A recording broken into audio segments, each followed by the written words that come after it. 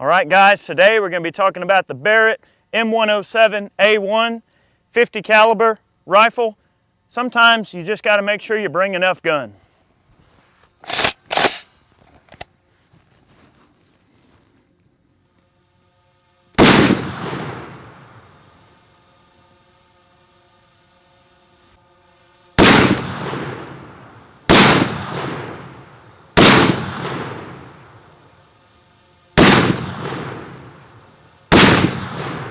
Oh yeah!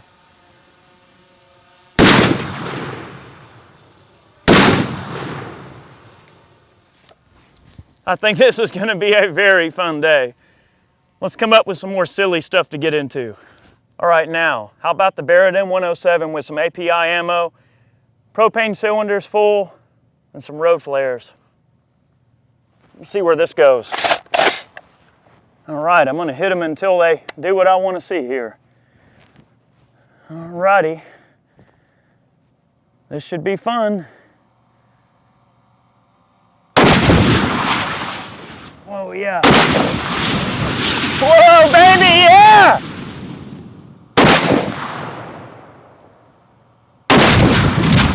Whoa, yeah! Whoa, yeah! Whoa, yeah, baby! Whoa, yeah! Oh, man! Oh, man! Oh, it never gets old no matter how many times I do it. All right, let's make sure I didn't destroy my drone or... Man, that was almost a religious experience. I don't know if I can top that. Let's move on here. All right, well, we can see that the Barrett M107A1 can definitely deliver the goods. It is an absolute powerhouse of a rifle, and that's why I wanted to do a video with it. I've had this particular rifle for about a year, and just trying to shoot it, get used to it, to the point where I felt like coming out and doing a full video on it. You've probably seen it in a few of our other videos. All right, and just to give you a little bit of background on this thing, it is a semi-automatic 50 caliber recoil operated rifle, feeds from a 10-shot box, 50 caliber, just awesome, awesome gun. It'll feed any kind of 50 caliber ammo you can put in it. As long as the overall length of the projectile fits the magazine, you're generally going to be good to go. Accuracy potential, you're going to get the best accuracy out of match ammo, obviously. Ball ammo, you're probably going to get about 2.5-inch groups. The trigger's definitely on the sloppy side. Don't expect a match grade trigger. For what this gun costs, I would expect a much better trigger in terms of just the overall way it feels. It's creepy and stagey, doesn't break very clean. I would imagine that over time, as this rifle gets broken in and shot more, it may improve, I don't know. But overall, not bad in the accuracy department. Trigger's decent.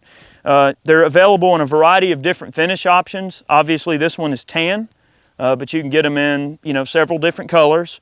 The upper is aluminum. The barrel itself is chrome lined. It's a 1 in 15-inch right-hand twist chrome lined chamber. The barrel is one of the most expensive components that they put into this particular gun. They're quite expensive. If you go and look at parts on their website and you need to order a barrel, it represents a large amount of cost because they put a lot of time into getting those barrels just right. They are fluted. That's also to cut down on weight and to cut down on cooling time. The barrel will cool faster by having the flutes in it. The M107A1 is designed to be suppressed as well, and it's also 5 pounds lighter than the M82. The M82 was a great gun. When Ronnie Barrett originally developed it, everybody told him, oh, the military will never buy a man-portable 50. They'll never buy a man-portable 50. What do? They ate it up, hook, line, and sinker. Once the M82 came out, they saw how awesome of a gun it was, how easy the field stripping was. I mean, these things are so easy to field strip, maintain, clean in the field. There's not really a lot of moving parts, not a lot of things that can go wrong on them. The military just really ate them up. M82 is a great gun overall, but the M107A1 represents the apex of that technology, the apex of that idea, and really putting it forward to what really most of your military people use now. These things are in service all over the world, police, military, everywhere, okay? They are an awesome gun. This rifle has a specially designed brake that is designed for their factory suppressor. and they only want you using their suppressor from everything I've been told. I don't have it here to show you, but there are some design changes in the gun itself that allow it to be suppressed. An M82 cannot be suppressed to my knowledge. That's why they had to make some design changes to the M107A1 to allow for suppressor use, which was probably something either the military asked for or they just thought would be a good idea. Their factory suppressor is an amazing piece of hardware. It is a very nice piece. Overall, the guns are very well made. Fit and finish wise, I've definitely not had any problems out of mine. There were some blemishes on the factory Cerakote that I could tell were done during the assembly process, but that happens. For a gun in this price range, I would expect maybe a little bit better in terms of that sort of thing. But, you know, it is what it is. The gun is awesome. I love it. Magazines are definitely on the expensive side. They're about 175 bucks. I mean, all around, this is an expensive gun to shoot. The rounds we've been launching today are probably, you know, between $4 and $6 a piece. So it's not for the faint of heart. If you're getting into 50 cal for the first time, I can tell you you're going to be in a couple of $1,000 on reloading components, brass, press, all of that kind of stuff. It adds up pretty quick when you get into, especially loading your own 50 cal ammo can certainly get expensive. The optic that we're running on this rifle is a Weaver Tactical. It's a 6 to 30 power by 56 millimeter objective with 34 millimeter tube. It's sitting in a set of 34 millimeter Weaver rings. This has been a very solid optic. I've had it on this gun an entire year. It's been running nice. It's got 1/10 of a mil adjustments, so you get very, very fine adjustments. You can really get that, you know, point of impact right where you want at any range.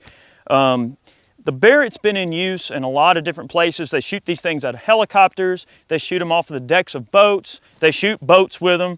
I mean, really, if it can be destroyed with the proper ammunition, this rifle can probably do it. That's one of the things that intrigues me so much about the Barrett M107 is that me as a civilian, I can go into a gun shop, buy this gun, buy magazines, ammo, and I've got a very viable way to do anything I want to do. I can go out and have fun, and I can shoot down brick walls like we've done in the past. I can shoot propane cylinders like we did. It's just a rifle that's just awesome to go out and play with and have fun, and it's a real head turner at the range. And I think that it really fits that role quite well. For a civilian shooter, from my perspective, I like the fact that I can do anything I want with this rifle. If I want to go shoot pigs with it, if I'm that mean, I can do it. There are people that hunt pigs with 50 cals. 50 cal long range marksmanship is a very important sport. A lot of people love shooting 50s at long range. So if you want to get into long range shooting, this is definitely a fun rifle to get into that sport with, and certainly a head turner at the range. All right, guys, so the next thing we're going to do for the Barrett M107A1 here, we're going to shoot some API again, but this time we've got a real deal Humvee armored window that goes in a regular armored Humvee, and it is a tough piece of glass. When I served, I was on an armored Humvee, and we had these exact pieces of glass on our vehicles. They're pretty tough, but I always wondered how tough. Don't ask how I got this glass. We're just not going to talk about that. All right, we're going to give a little shot here and see how well this ballistic glass holds up to the mighty 107. Here we go. We got our little pumpkin man behind him to see if he gets hurt or not.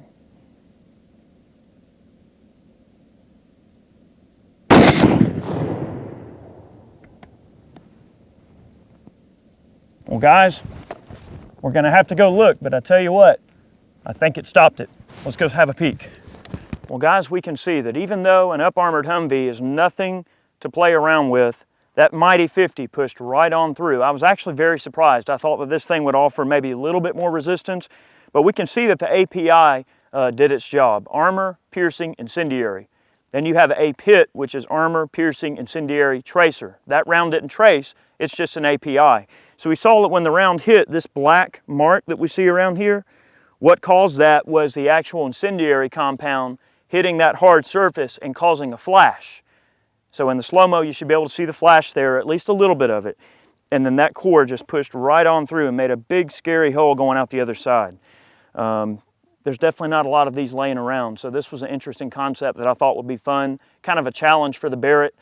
We've thrown a lot of stuff at this rifle today, and it's been stopping everything that we can throw at it. So we're going to do a little bit more shooting with the Barrett, but so far, pretty interesting results. All right, guys, we're going to move up the hill here in a moment and take a few shots with the Barrett M107 on some steel. But before we do, I want to make sure y'all realize that there are different types of steel. When it comes to 50 cal, you want to go with a 3/4 inch thick AR 500 plate. This is available from shootsteel.com. He also makes one called a Magnum Auto Popper. This one here, just you see it all the time in our videos. It just pops down. This one's a 1/2 inch thick. It's rated for like 338, 300 mag, stuff like that. You could, in theory, shoot that with the 50. I have a few times, but eventually any kind of inferior steel, if it's anything less than 3/4 inch AR 500, you're going to chew it to pieces with a 50. So just want to make sure you guys realize that we are shooting an actual 50 cal rated plate. And if you are a 50 cal owner, or you're considering buying a Barrett M107 or any kind of 50, make sure you get yourself a couple of nice pieces of steel that can hold up to that monstrous energy that thing puts down range. So we're going to sling some API, some incendiary at it, and we'll have a look at the end of the video and see how it looks. All right, we've been shooting the 50 a little bit here from the hill. Our target we talked about earlier is holding up beautifully. However, the mounting hardware, not quite so much. We probably cheaped out a little bit on that. So we're going to shoot this as much as we can before it eventually falls apart. But let's see if we can get some nice incendiary splashes at 400 yards on this target down here. I'm sending them.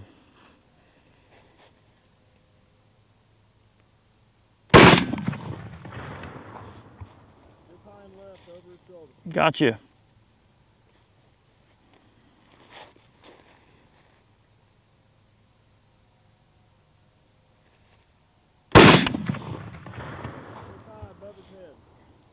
Gotcha.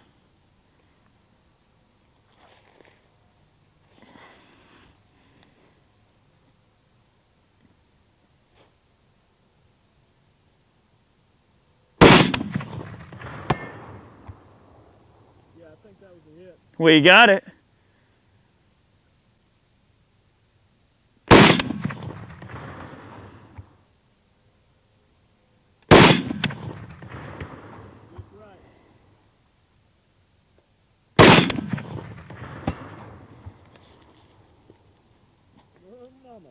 Boy, it smacks it too, don't it?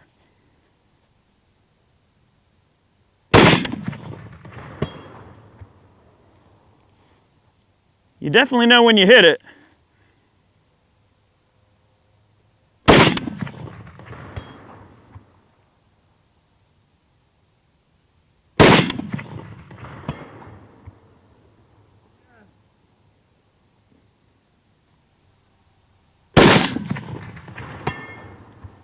Oh, wow. That was an API there, so that'll give us an idea of how well our steel is going to hold up to API. I know we're kind of far away. This gun's definitely a challenge to shoot at longer ranges. I am using just ball ammunition and API, incendiary, basically using military ammunition. So I know in the accuracy department, there's only going to be so much we have to show. We're going to revisit this video, I think, a little bit and have another look at the Barrett with maybe a little bit of match grade ammunition. All the ammo we were running today was Lake City ball, incendiary, and API, which most of that ammunition is designed to be ran through machine guns and everything. So what I want to show here is look how the back of our berm got tore apart by all of the random misses that were, going around of our, piece of steel here. We were missing like barely. Like a lot of our misses were just all around him, you know what I mean? And it's just one of those crazy things. But to see the way that it just chewed this berm up, that goes to prove, I mean, you could just imagine like some, I don't know, fortification or some sniper hide or something like that. And you go, oh really, you're hiding in there? And shoot it apart with the Barrett. I mean, it'll definitely do it. So from an anti-material standpoint, I could see it like being right at home, shooting at vehicles and things like that, a area weapon, not so much as a point target weapon. We did land several hits on the steel throughout the day. We were kind of playing around a little bit and just doing some informal fun shooting with it. Most of it incendiary, a couple of ball splashes. I did get one API nick the top of the target right up here. So guys, that API is some nasty stuff. If you're gonna shoot steel with your 50, even though this is rated for 50 BMG, you can see that even the API, I mean, it'll really do a number on, you know, even a 50 cal target. So the ball rounds, the incendiary rounds, didn't offer any resistance. I mean, we got a lot of, I guess, burn marks from where the incendiary blew up. You can see in some of those shots there where they're just splashing like crazy. All in all, a good day. Anytime you get to break out the M107 is always a good day. We will be revisiting this video. We're going to put the gun on paper, maybe shoot some groups with it for some of you guys that are interested to see what kind of accuracy potential can be, you know, truly brought out in these rifles. We're going to get with a couple of different people, and we're going to have some custom turned projectiles made, and they'll be, you know, especially made for the action length and magazine length of the M107, and we'll really put this myth to bed and see, you know, how accurate a Barrett M107 can really be. So stay tuned for that. Thank you for watching. We hope you enjoyed today's video. We had a ton of fun making it. We'll catch you next time.